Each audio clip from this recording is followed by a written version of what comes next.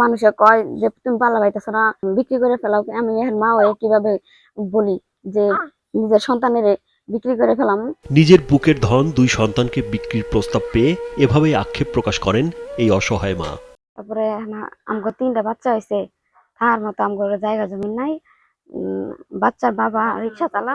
স্থানীয়রা শিশুদের মৃত্যুর হাত থেকে বাঁচাতে দুই শিশু বিক্রির পরামর্শ দিলেও মৃত্যু ছাড়া শিশু হাতছাড়া করতে নারাজ মা নাসিমা। বাচ্চারে লালন পালন করতে পারতেছি না, আপনাদের কাছে দাবি আপনারা যদি সাহায্য করেন তাহলে আমার বাচ্চাগুলো মানুষ করতে পারবো। 2 বছর আগে গরিব রিকশা চালক লিখন মিয়ার সাথে বিয়ে হয় নাসিমা আক্তারের। ভাঙাচোরা একটি 2 চালা টিনের ঘরে ওঠেন বউ নিয়ে। কাঠের একটা চৌকি, সেটা আগেই ভেঙে গেছে। রাতের ঘুম হয় মাটিতে বস্তা পেতে। যখন পোলাপান কিনা ভূমিষ্ঠ নামছে তখন যে স্বাস্থ্য মাস্তা আছে, এই ভূমিষ্ঠ পড়া পরে কিছুদিন পরে হয়তো আরো শরীরের স্বাস্থ্যটা আরো নষ্ট হয়ে গেছে। যদি ঠিকমতো খাওয়া দাওয়া করা পারতাম তাহলে থাকা হয়তো। জেনেক্সে শিফট করো, লাইফকে লিফট করো। 10 হাতের ঘরটির এক পাশে মুরগির খোপ, সাথে হাড়ি পাতিল আর আসবাবপত্র। এভাবেই নিদারুণ কষ্টেই চলছিল জীবন। রিকশার চাকা ঘুরছে, সাথে চলছে অভাবী জীবনের চাকা। বাস্তব অসহায়, আঙ্গুর জায়গা জমিন নাই। বড় একটা ছেলে বন্ধন গার্মেন্টস করে, ওই একটা ঘর তুলছে। ওই ঘরের মধ্যে ওই ছোট ছেলেটা উঠছে, ওর 3টা বাচ্চা। এগুলো পালার মতন ক্ষমতা নেই। যদি সরকার একটু সহযোগিতা করে তাহলে একটু পালার চেষ্টা করে হামো। এরই মধ্যে স্ত্রী নাসিমার পেটে আসে একটি নয় 3টি বাচ্চা। খবর শুনে যেন বিনা মেঘে বজ্রপাত। এদিকে 3টি বাচ্চা পেটে থাকায় শুরু হয় শারীরিক নানা জটিলতা। আল্লাহ 3টা বাচ্চা দিছে, আমার ক্ষমতা ধরতেছে না যে আমি বাচ্চাগুলোর মানুষ করবো। আমার স্বামী ওইসকে চালাই খাটা, কিছুই নাই।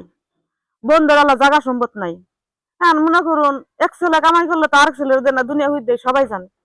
সরকার জলি তুলিনি সাহায্য করে যেন আমি এই নাতিন গুণরে মানুষ করানো করবার পাই। অবশেষ শহরের একটি প্রাইভেট ক্লিনিকে সিজারের মাধ্যমে জন্ম নেয় 2 ছেলে ও 1 মেয়ে সন্তান। এতে খরচ হয়ে যায় 40,000 টাকা। 40,000 টাকা পর্যন্ত গেছে। মাসের টাকা আল্লাহ দিবার পাইনি, হাওলাত করে নিছি। তো বাচ্চা গুনে বাঁচার নাগে, বড় তো বাঁচার নাগে।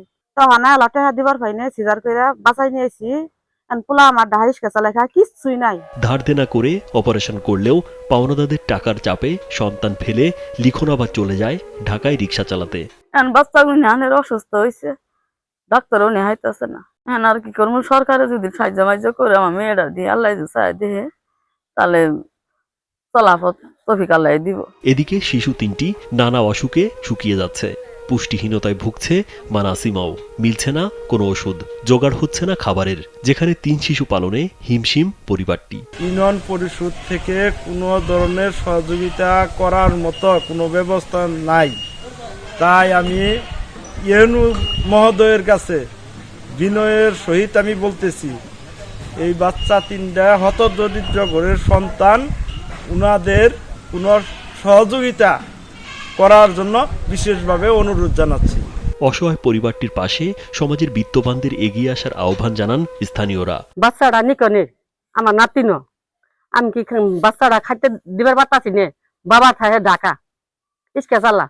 তার পাশে মনে করুন সিজারে বাচ্চা হয়েছে, ধার কর্জ করে বাচ্চা সিজার করে আনছি।